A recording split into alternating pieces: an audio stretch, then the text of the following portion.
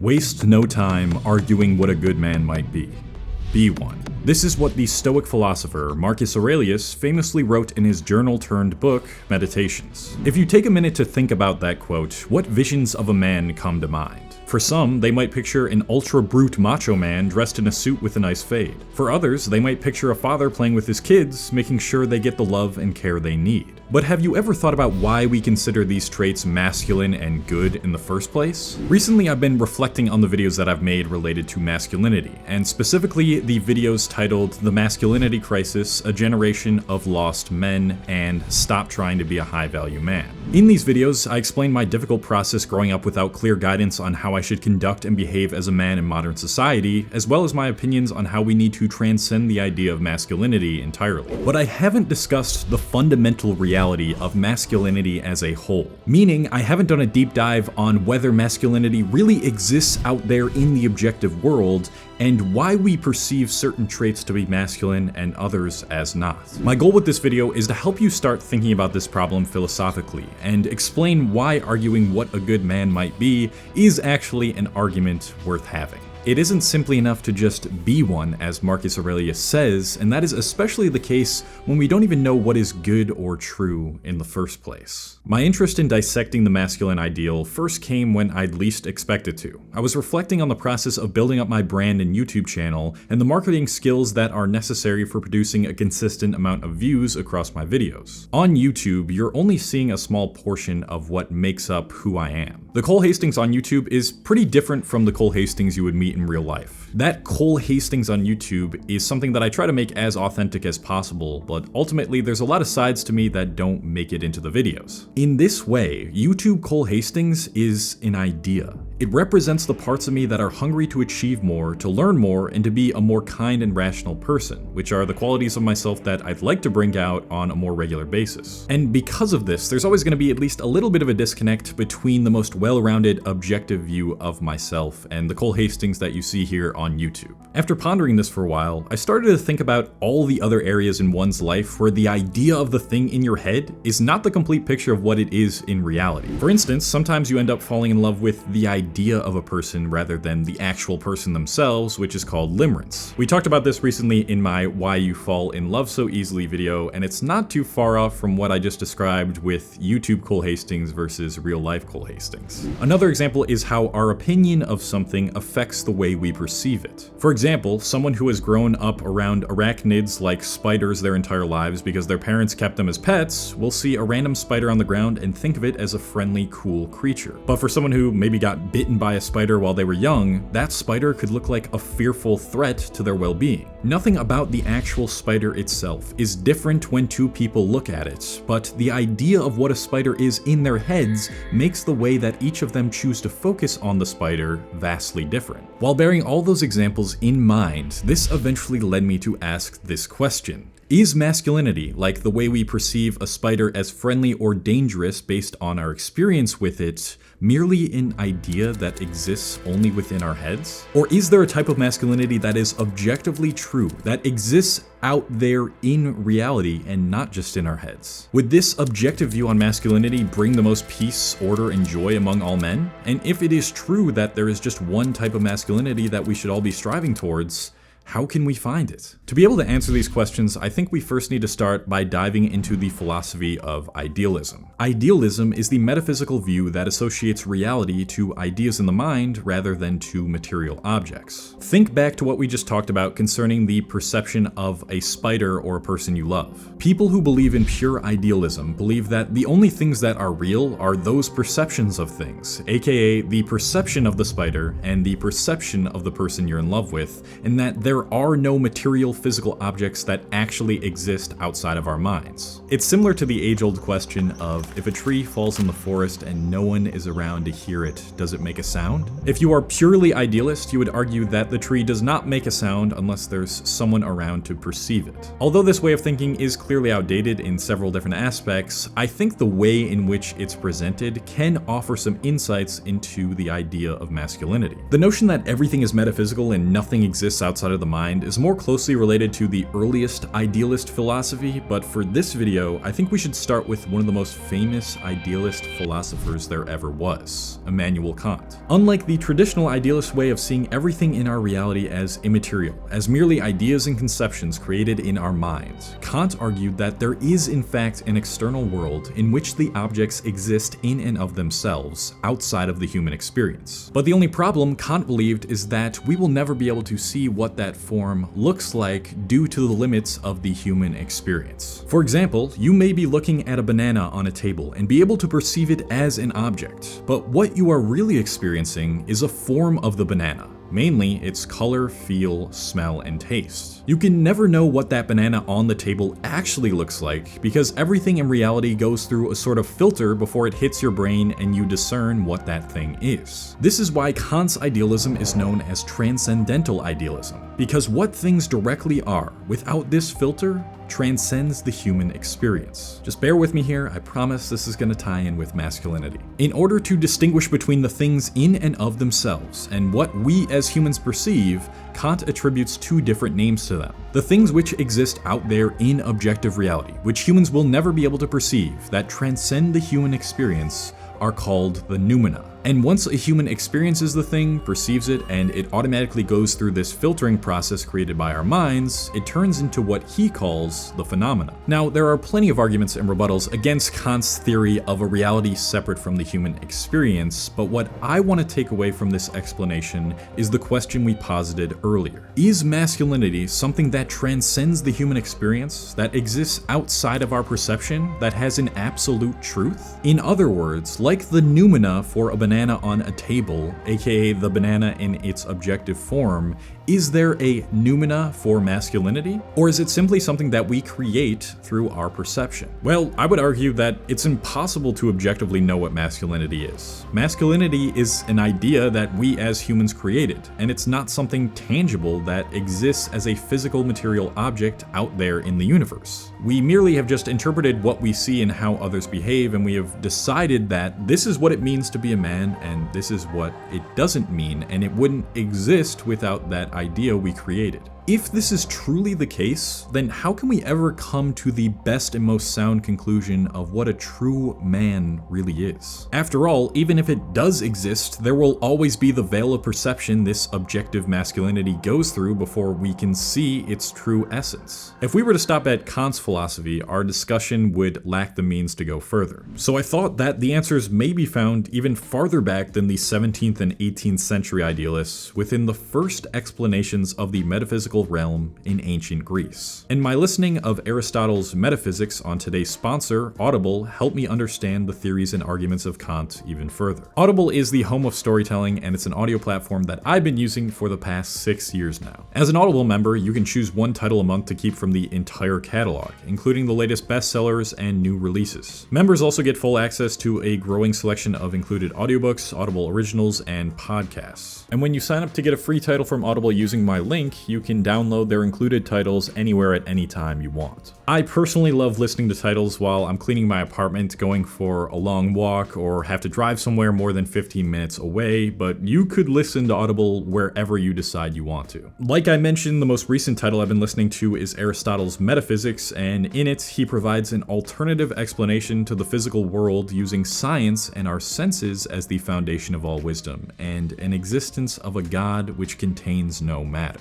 Oh, also the dude who narrates it on Audible makes the subject sound so much cooler too. Others, some other part to be of this nature. If you want to try Audible and get one title free when you sign up, you can go to my link, which is audible.com/colehastings. It's the first link in the description, or you can text Cole Hastings, that's all one word, to 500-500. Okay, so now since Kant's philosophy does not provide the answers to masculinity that we're looking for, we must turn to someone else's ideas within the realm of idealism. One that seeks to explain how we can reach that noumena, or in other words, that absolute truth truth that Kant described. And to do so, we can look at what is called absolute idealism. A man named George Hegel sits down to read about Kant's proposed noumena versus phenomena theory. Disgusted by the claim that humans will never be able to reach or see the absolute truth, he decides, you know what, let me expand upon this philosophy with an explanation as to how we can actually get closer to the truth using our ideas. And thus, absolute idealism was born. I doubt this is actually what happened when Hegel studied Kant, but it's probably pretty close. What's great about Hegel's idealist philosophy is that it expands on the metaphysical notions of traditional idealists, but it also adds in the social aspect of our reality and how that changes our perception of what we believe to be true. And with an issue as socio-cultural as masculinity, this is just what we need to get closer to the answers to our questions. What Hegel believed is that the real is the rational, meaning that, like Kant, what we can only perceive is our ideas of things. But we can use that rationality that we as humans possess to get closer and closer to the objective truth of reality. There exist within our world ideas and concepts such as culture, traditions, and societies. These things are not objects, aka things in themselves, and yet they do not solely belong in our minds like smell or taste. Thus, they are in their own category altogether, but they still seem to be external and shared by everyone. For example, we can all agree that American culture exists, right? But it's not something that we can definitively point to as one object. You could point to an obese person and say, that's American culture, but what you're pointing to is not something we can perceive. The object itself, the obese person, is physical, but the culture surrounding that object is something different entirely. This third category, I believe, is the one most closely associated with the idea of masculinity, and Hegel believed that these ideas deserve their own category called the spirit. The spirit is the ideas that are a part of us yet separate. There still exists an external world outside of our mind, and our minds are finite, but how we perceive this reality, this external world, is shaped by the concepts we have and how we understand the world in the present day. These ideas are the product of Hegel's spirit, the shared ideas across all people that shape our perception of reality. Now, here's where we can start diving into producing a more objective truth about masculinity. What Hegel suggested was that the spirit is constantly evolving, trying to get ever closer to the absolute objective truth of reality. And the way in which it does this is through what is called the dialectic. The dialectic, when boiled down to its simplest terms without all of its philosophical jargon, is a conversation between individuals to reach a more sound conclusion. One person raises a point or idea about the world called a thesis, which another person then points out has flaws or contradictions, which is called the antithesis. For example, one person says pineapple on pizza is good, which is the thesis of this argument, and another person raises a counter argument like, well, most people don't like pineapple on pizza, so it's not objectively good, and that is the antithesis. These people go back and forth until a truth is found, or at least edged closer to. And this new truth that comes out of that conversation is called the synthesis. It is the outcome of the thesis and the antithesis. After some time, that synthesis then gets presented as a thesis, just like the last thesis, and that has an antithesis thrown at it, and it turns into an even more refined synthesis. And this process repeats itself forever as the spirit, or reality, evolves. It's basically just a debate, right? We can see how this refinement in what is true and what is not through the dialectic has changed the way in which humans conduct our behavior and what we perceive to be as true. For example, through dialectic conversation, our social attitudes towards things like gay marriage have changed. Our once culturally accepted norms, like children working as slaves, women not being able to vote, and slaves working for masters, are no longer accepted. And all of these things have changed our laws and customs. In other words, they have changed a part of our objective reality. This, Hegel believes, is the spirit evolving, growing to an ever more absolute truth. So if we consider Hegel's absolute idealist approach to reality as the best philosophy, we can then conclude that we are in fact growing ever closer to an objective truth about masculinity. All the progress we've made in changing cultural norms around masculinity and having these conversations that challenge the traditional masculine way of being the breadwinner, providing for a family, hunting, and being as powerful as possible is us getting closer to a more objective masculine truth. I believe that this is the main point that people who are trying to challenge traditional masculinity are aiming to bring up. That in order to progress as a species and reach a more absolute truth, we must challenge the current ideas, traditions, and beliefs and evolve our perception of those things to be more inclusive. In a way, I've done something similar to the dialectic, like how I presented my ideas in the masculinity crisis video that I made. In Hegel terms, I took the thesis of traditional masculinity, presented my antithesis, and formed a new synthesis which evolves our stance on what we should consider to be objectively true about being masculine. But if you look closely enough into the philosophy that Hegel was trying to propose, you will see that the dialectic does not always produce a concept or idea closer to the absolute truth. Throughout history, we've seen regressions in civilized societies. We've seen cultures destroy themselves through newly created but bad ideas, and we've seen nations that still adopt terrible practices that were previously unheard of, all because they thought their synthesis through the dialectic was closer to absolute truth than whatever we believed before. In the same way, many people are under the impression that the current dialectic surrounding masculinity has regressed to a point where men are now left wondering where they fit in the world and what they should be doing. To them, this lack of direction and purpose is a complete step backward instead of a necessary step to eventually move forward. And honestly, those people, they do make a good point, but I don't think that all this dialectic surrounding masculinity has been solely regressive like those people who are usually older generations tend to believe. So now we've gone through Kant's Transcendental Idealism, which has told us the objective masculine man exists, but we will never be able to reach it, and we've gone through Hegel's Absolute Idealism, which tells us we can reach an ever more objective truth on masculinity so long as we keep discussing it through the dialectic. But both forms of idealism have had flaws that haven't given us complete answers. At the very least, we can conclude that masculinity itself is an idea or concept, and by discussing these ideas and concepts revolving around masculinity, we may be able to get closer to an absolute truth of it. But that's about as far as our knowledge goes so far. The questions, how can we know what it means to truly be a man, and how do we get to the most objective view on masculinity that benefits everybody, seem like they will always be left up for debate if we continue to pursue those questions through idealism. So instead, let's explore masculinity through something more concrete, something with substantial evidence behind it. Let's explore masculinity through science. In order to determine what is considered masculine and what is considered not masculine, many people, and usually those who reject idealist philosophies,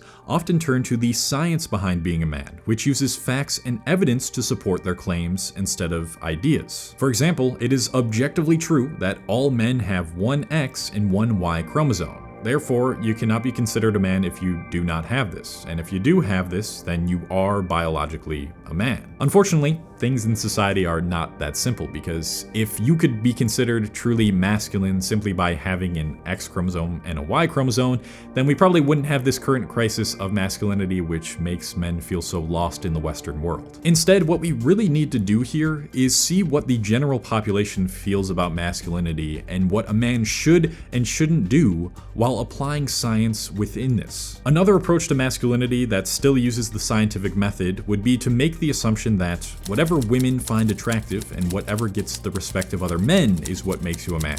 Look for the science within those things and you will find your answer. Well, objectively speaking, we can see that time and time again, those who are tall, lean, have a more chiseled jawline, a nice 5 o'clock shadow, and a symmetrical face are more likely to be rated as physically attractive to women because it indicates to them that you are safe to reproduce with and you are more likely to produce a better future for her children. So if you want to be more masculine, you should try to get as close to those traits as possible. But then there's also the mental aspect of it. Confidence in oneself, kindness, intelligence, and a good sense of humor are all seen as objectively attractive to most women as well. On the things that men respect about other men's side, there's honestly not too much that's different here. You're more likely to gain the respect of the general population of other men if you are tall, confident, have worked on your body, have accolades which you've achieved, and you can show in your outwardly appearance that you are successful in some some manner, which usually involves wearing something like a suit and driving a nice car. But it can also involve you building and creating things in other ways, such as building and taking care of a family, playing a sport professionally, or some other work that requires hard labor. This signals to other men that you have brought something of value to the world, which required more work than most people are willing to put in, and signals that you respect yourself, which makes men, and honestly women too, innately respect you. But are there not flaws in these ways of thinking as well? For instance, in some countries, women actually prefer men with bigger noses, which is generally seen as unattractive in places like the US. How you dress also greatly impacts the type of woman that will be attracted to you. Another example is a post I recently saw from a friend of mine, Chris Williamson from the Modern Wisdom podcast, that cited a study stating that straight men who reveal that they own a cat have a 5% lower like rate from women in online dating. Although this is what the scientific research says, there were loads of contrarian women in the comments talking about how they actually find it more attractive when a man has cats, and that it does not affect his masculinity at all. In a lot of these empirical scientific observations regarding masculinity, there will be people who interpret your behavior as masculine, but others might see it as an insecurity or not put any sort of label to it. And anyways, can you really consider yourself a man if you're basing how you conduct yourself in this world on whether people respect you or not, or what makes people think you're attractive? Is that not a weak, people-pleasing mentality? The way I see the current debate surrounding New Age masculinity versus traditional masculinity is a battle between the two types of ways of looking at masculinity discussed. A battle of idealism versus this more science-based objective approach. The ones advocating for the New Age masculinity, which is the masculinity that tells men they could wear a skirt and still be considered a man, be a stay-at-home husband and still be a man, and so forth, are ones that see masculinity as an ever-changing idea that exists solely in the mind, that needs to continue to evolve within the collective spirit, as Hegel phrases it, in order to progress. These people usually believe the rise in unalive rates, depression, and anxiety is due to there not being enough freedom of expression. On the contrary, the ones advocating to return back to traditional masculinity are using the science we have on what most humans consider to be attractive, how most men are biologically predisposed to act and think, and whatever is closer to our human nature to judge whether someone can be considered a masculine man or not. And these people usually believe the rise in unalive rates, depression, and anxiety within men is because there is too much inclusivity and freedom of expression now. These two different ways of seeing masculinity are viewing the question from two different modes of reality, which means they're never gonna reach an agreement with each other. So after learning all of this and trying to present the facts and ideas, let's revisit our initial questions and see if we've come closer to the answers. Is there an objective way a man should conduct himself in order to be considered a masculine man, and how does one reach that? Well, I do feel slight urge to tell you that we will never truly know, that what's defined as being a man has changed so much over the years, and that there's always flaws within it, and there's always things we can improve upon. But I don't want you to leave this video without any guidance. The issue of how we define the objective way to be masculine is one of the biggest social problems we're currently facing in the modern world. After studying and researching all the different ways in which one can act better, think better, and get to a state of manhood which benefits the most people as possible, here's what I think. I think we need to take into account both the idealist way of viewing objective reality and the scientific way of viewing objective reality in order to form the strongest argument as to how a man should conduct himself. On the one hand, I somewhat agree with the more liberal progressivists who see masculinity simply as an idea, and an idea that needs upgrading in order to allow a broader selection of men to feel confident in their manhood. But on the other hand, there are scientifically proven steps outside of how others perceive you that are closer to the nature of how we've always been that can help you feel more fulfilled and purposeful in your day-to-day life. Put more succinctly, I disagree with the super liberal progressivists who try to dismiss the idea of masculinity entirely, but I also disagree with the traditionalists who think that any form of progression of masculinity is harmful. What I think makes a man truly a man is if he embodies these characteristics. He is always seeking to learn more and evolve his beliefs and ideas when presented with newer, more rational/objective information. He respectfully sets boundaries, asserts what he wants, and avoids being a people pleaser. He wants to help support other people out of the good of his heart, not because because it will make him more liked or respected.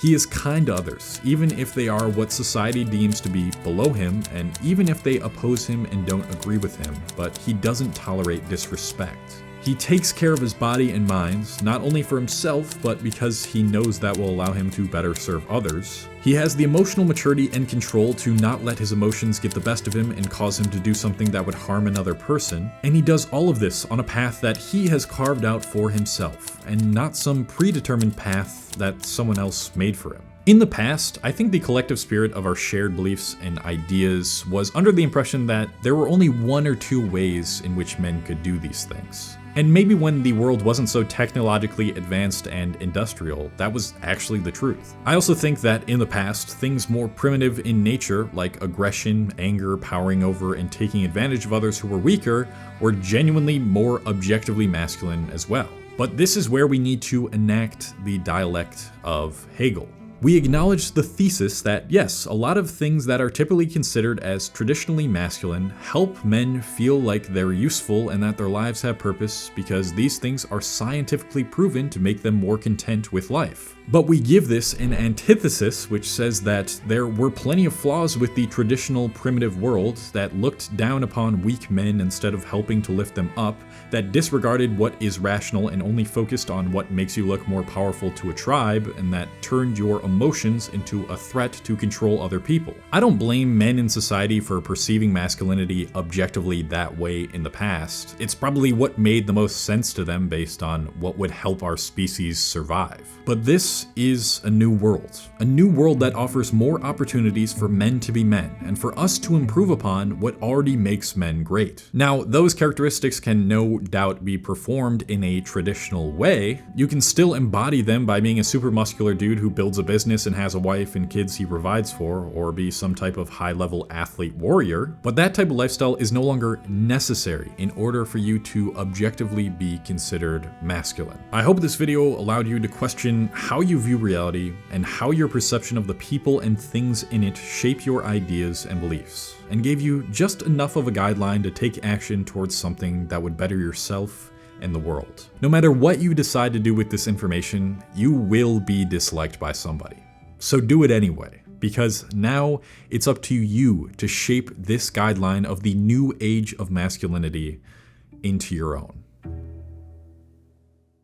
Thank you to all the patrons on my Patreon, which is a platform where you can talk to me one-on-one over the phone, and I also have plenty of exclusive content on there if you want to check that out, link in the description. If you're having trouble with the concepts and ideas that I presented in this video, I suggest watching it more than one time so it can really sink into your head and you can understand it. But if you've already done that, then check out my masculinity crisis video, which is quite similar to this video, but I kind of present my argument around New Age masculinity in a bit of a different way, which might help the ideas click in your head better as well. And now I'm gonna go. I love you guys. Peace.